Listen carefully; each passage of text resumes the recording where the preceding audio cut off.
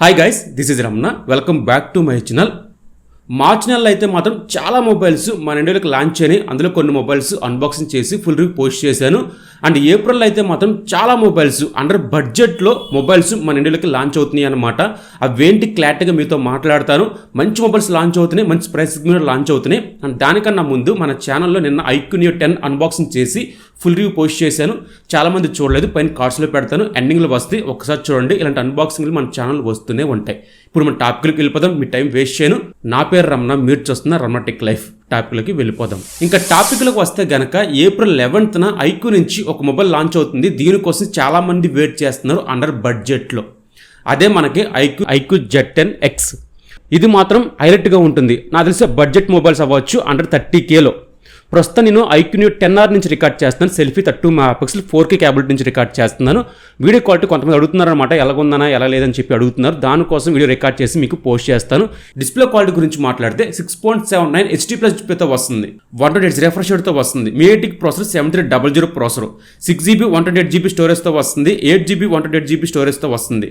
50 megapixel back camera, 2 megapixel డెప్త్తో 44 watts నిలో provide చేస్తున్నారు. అప్రాక్స్గా ఈ మొబైల్ మనకి 15 బిలియన్లో తీసుకొస్తారు.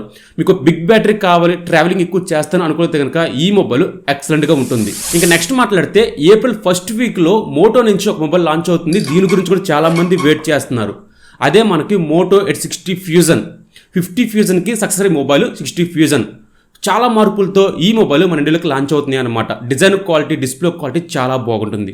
డిస్ప్లే క్వాలిటీ గురించి మాట్లాడితే ఈ 6.67 ఫుల్ HD+ OLED డిస్ప్లేతో వస్తుంది. 120 రిఫ్రెష్ రేట్తో వస్తుంది.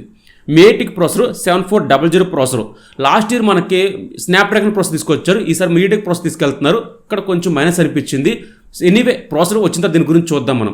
8GB 128GB storage, 8GB 250GB స్టోరేజ్తో వస్తుంది. ఇది వచ్చేసరికి 50 megapixel back camera, 13 megapixel ultra wide angle, 5500 mAh బ్యాటరీతో వస్తుంది. 68 వాట్ ఇందులో ప్రొవైడ్ చేస్తున్నారు. అప్రాక్స్గా ఈ మొబైల్ మనకి 25 బిలియన్లో తీసుకొస్తారు.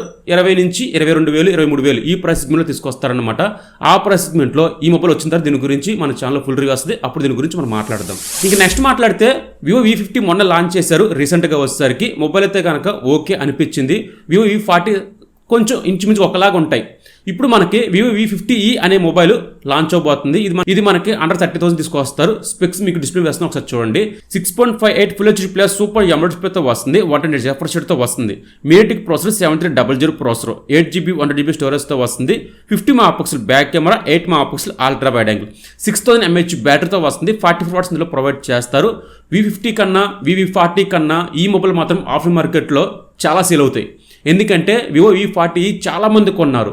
ఇది నాకు తెలిసి బడ్జెట్లో, అంటే ఆఫ్లైన్ మార్కెట్లో బడ్జెట్ పరంగా చూసుకుంటే కనుక ఒక 30 బిలియన్లు తీసుకొస్తారు ఈ మొబైల్.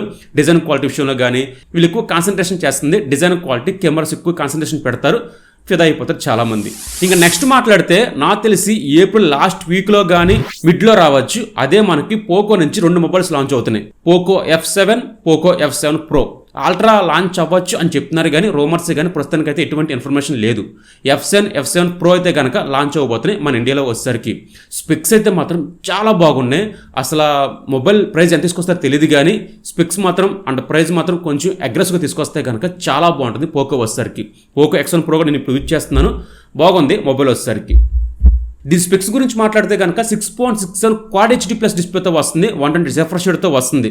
ఇంకా ప్రాసెసర్ గురించి మాట్లాడితే ఈ స్నాప్డ్రాగన్తో వస్తున్న 8 Gen 3 ప్రాసెసర్, 12GB 250GB ఇంటర్నల్తో వస్తుంది. 50 megapixel back camera, 12 megapixel ultra wide angle, 5 megapixel macro, 6500 mAh బ్యాటరీతో వస్తుంది. 90 వాట్స్ ప్రొవైడ్ చేస్తున్నారు. స్పెక్స్ అయితే మాత్రం చాలా బాగున్నాయి పోకో F7లో వచ్చరికి. అండ్ CMA ఫోన్ నుంచి కూడా మొబైల్స్ లాంచ్ అవ్వచ్చు ఏప్రిల్ మిడ్లో కానీ లాస్ట్ వీక్లో కానీ. CMA ఫోన్ సక్సెస్ అని చెప్పొచ్చు. CMA ఫోన్ 2 అప్పుల్లో ఆ మొబైల్ లాంచ్ చేసినప్పుడు దాని ప్రాసెసర్ కానీ ఆ డిజైన్ క్వాలిటీ కానీ మంచి హల్చల్ చేసింది అనమాట. CMA ఫోన్ వచ్చేసరికి ఈసారి కూడా మనకి డిజైన్ క్వాలిటీ మార్చొచ్చు బ్యాక్ సైడ్ అని చెప్పి కొన్ని రూమర్స్ వినిపిస్తూనే ఉన్నాయి. స్పెక్స్ గురించి మాట్లాడితే యాజ్ యూజువల్ మనకి సూపర్ AMOLED డిస్ప్లేతో వస్తుంది. 120 రిఫ్రెష్ రేట్తో వస్తుంది. ప్రాసెసర్ MediaTek ప్రాసెసర్ 8050 ప్రాసెసర్తో వస్తుంది. బడ్జెట్లో నాకు తెలిసి మంచి ప్రాసెసర్ అవుతుంది ఇది వచ్చేసరికి అండర్ 15,000 బిలోలో అయితే. ఇంకా కెమెరా గురించి మాట్లాడితే 50 మెగాపిక్సెల్ బ్యాక్ కెమెరా ఉంటుంది. Selfie 32 megapixel. ఈ స్పెక్స్ నాకు తెలిసి ఖచ్చితంగా రావచ్చు. ఇది అప్రాక్స్గా నాకు తెలిసి 16,000 బిలోలో రావచ్చు. ఫ్యూ డేస్ తర్వాత మనకి ప్రైస్ డ్రాప్ అవుతుంది. ప్రస్తుతానికైతే CMA ఫోన్ 2 డిజైన్ క్వాలిటీ మీద, ప్రాసెసర్ మీద మంచి కాన్సన్ట్రేషన్ పెడుతుంది. ఇది కొంచెం మెచ్చుకోవచ్చు. ఇంకా నెక్స్ట్ మాట్లాడితే OnePlus 13 mini. మనకి ఎప్పుడో చెప్పారు 13 మినీ మన ఇండియాలో రావచ్చు అని చెప్పి. ఈ మొబైల్ ఏప్రిల్ లాస్ట్ వీక్లో రావచ్చు. ఒక కాంపాక్ట్ సైజ్ మొబైల్ ఇష్టపడే మాత్రం ఈ మొబైల్ని ఎవరు మిస్ చేసుకోవద్దు. డిస్ప్లే క్వాలిటీ అన్ని ఎక్సలెంట్గా తీసుకొస్తున్నారు. ఇది వచ్చేసరికి డిస్ప్లే క్వాలిటీ గురించి మాట్లాడితే 6.3 1.5K AMOLED డిస్ప్లేతో వస్తుంది, 120 రిఫ్రెష్ రేట్తో వస్తుంది. Snapdragon 8 elite processor, 50 MP back camera, 50 MP telephoto lens ఉంటే 8 MP ultra wide angle, 600 mAh బ్యాటరీతో వస్తుంది. 8 వాట్స్ ప్రొవైడ్ చేస్తారు. నాకు తెలిసి అప్రాక్స్ ఈ మొబైల్ మనకి 50 బిలోలో తీసుకొస్తారు. ఆ ప్రైస్ సెగ్మెంట్లో చెప్పాక మీకు ఒక కాంపాక్ట్ మొబైల్ కావాలి అనుకున్నది కనుక ఈ మొబైల్ చాలా మంది ఇష్టపడతారు. ఇంకా నెక్స్ట్ వచ్చేసరికి శాంసంగ్ గెలాక్సీ నుంచి మన రీసెంట్గా టీచ్ చేశారన్నమాట. ఒక స్లిమ్మెస్ట్ ఫోన్ తీసుకొస్తానని చెప్పి మన ఇండియాలోకి వచ్చేసరికి అదే మనకి శాంసంగ్ నుంచి వస్తున్న S25 ఎడ్జ్. సో ఇది మన ఇండియాలోకి అప్రాక్స్గా ఏప్రిల్ లాస్ట్ వీక్లో రావచ్చు. దీని ప్రైస్ కూడా మనకి ఒక 50+ తీసుకెళ్ళిపోతారు. స్పెక్స్ అయితే మాత్రం చాలా బాగున్నాయి. చాలా సన్నగా ఉంటుందని చెప్పి వీళ్ళు మెన్షన్ చేశారు లాంచింగ్లోనే. మనకి లాంచింగ్ ఎప్పుడు పోయిన లాస్ట్ మంత్ 2 months అవుతుంది, బట్ ఇంకా తీసుకురాలేదు. ఇది ఏప్రిల్ లాస్ట్ వీక్లో తీసుకురావచ్చు. ఇందులో వచ్చేసరికి 6.7 inches క్వాడ్ HD+ డిస్ప్లేతో వస్తుంది, AMOLED డిస్ప్లేతో వస్తుంది, 120 రిఫ్రెష్ రేట్తో వస్తుంది.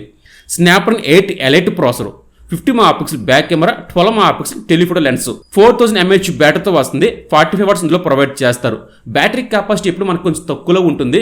ఒక 1 day వస్తుంది ఫుల్ వర్కింగ్ డే, బట్ కొంచెం పెంచుంటే ఇప్పుడున్న మార్కెట్ పరంగా అయితే చాలా బాగుండు.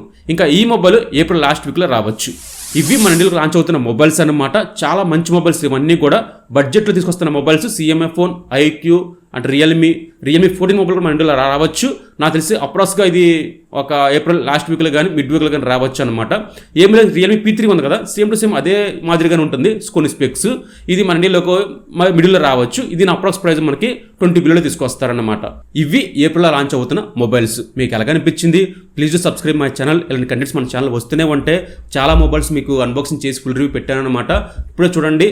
అండ్ రియల్మీ P3 కొనాలా, Vivo T4X మొబైల్ కొనాలా కింద కామెంట్ చేయండి. ఆ 2 వాటిలో ఏ మొబైల్ కావాలని చెప్తే కనుక నేను కొని అన్బాక్సింగ్ చేసి ఫుల్ రివ్యూ పోస్ట్ చేస్తాను. బాయ్ బాయ్, జై హింద్.